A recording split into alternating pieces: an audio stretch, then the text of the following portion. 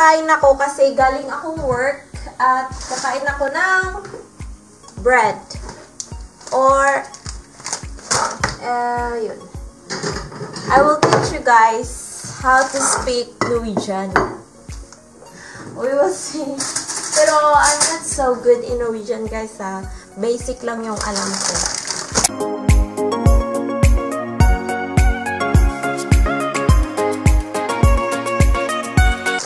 Bread is brød, or sliced bread is brødskive. So I have here, it's called butter or smør. Butter or smør. So I'm not so sure about what's salami in English, but this one. It's cold cuts. Mga cold cuts na mga spread. So if I would say, I will eat bread. Jeg skal spise brødskive. Jeg skal spise brød. So I will eat bread. Jeg skal spise brød. If I will say, my name is Klette. Jeg heter Klette.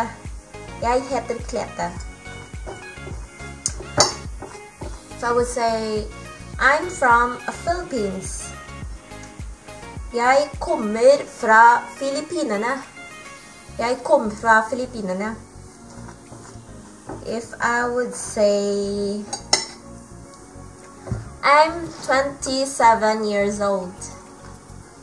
Jeg 27 gammel.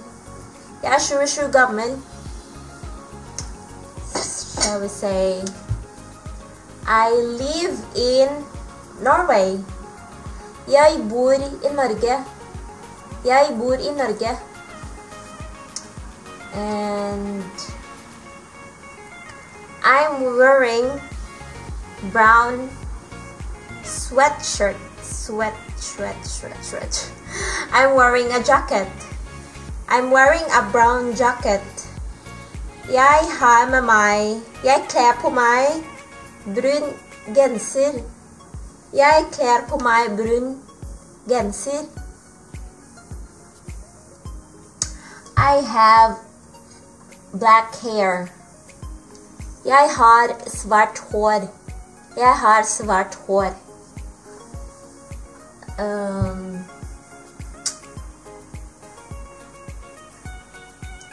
I have brown complexion. Jeg har brun hudfarge. Jeg har brun hudfarge. Let's see. Ano pa ba? Ito, kniv. Plato, tallerken.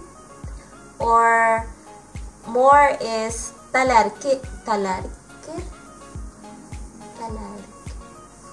Hindi ako sure, guys, ha. Hindi ako sure sa plato. Pero plato is tallerken. So I will drink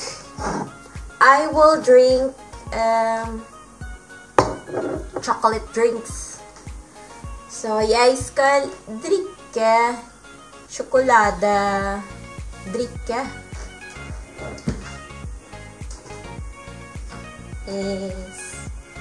Sjokoladedrikke med melk. With milk. I will drink chocolate drinks with milk. Jeg skal drikke sjokolade med melk.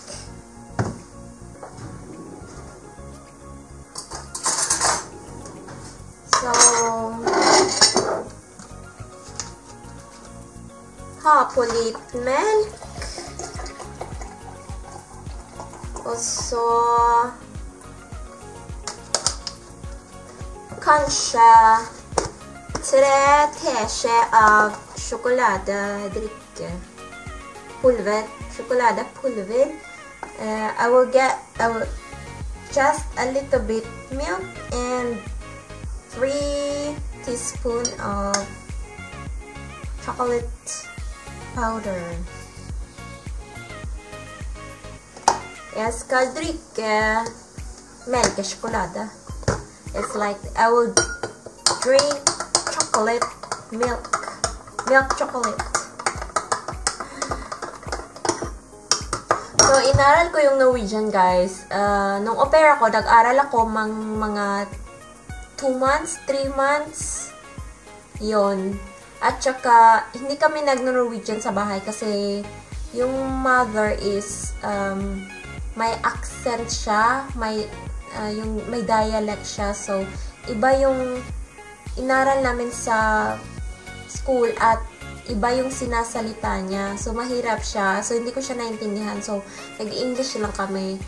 So, after, on the next year, the second year that I'm au pair, pumasok ako sa school again ng mga 3 months.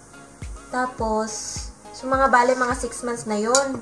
So, after ng au pair ko,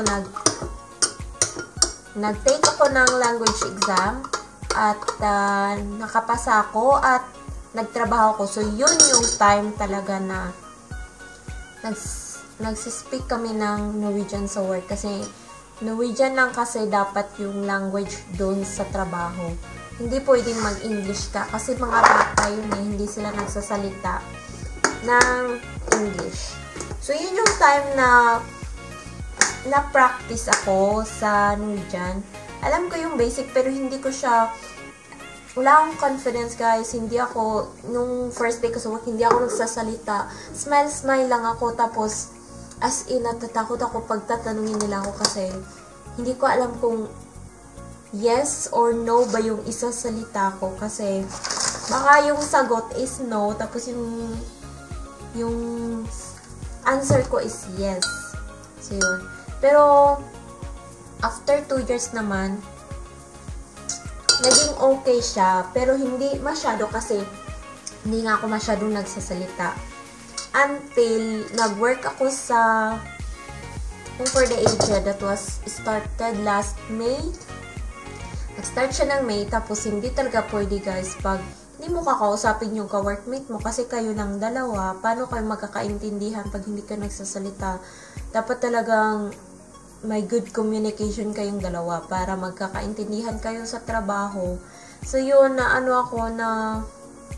napugos sa napipilitan talaga magsalita, guys. So, yun, unti-unti ko na siyang na-practice at so, now I'm still learning kasi nga, hindi ko pa siya talaga bihasa.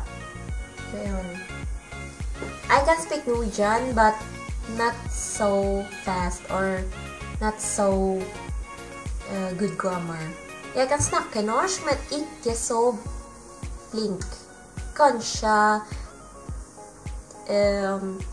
den enkelte ord, ikke den komplisert, og jeg kan ikke snakke så fort. Jeg må tenke først, hva skal jeg snakke? Hva skal jeg snakke etter? Og jeg snakker veldig for sakte, ikke så fort. So, sabi ko, hindi ako nagsasalita ng Norwegian na mabilis. Very slow lang. So, yun, guys. Yun yung Norwegian 101 natin ngayon. So, dugo, pawis, at saka luha talaga, guys, yung pinuhunan ko sa pag-aaral nito kasi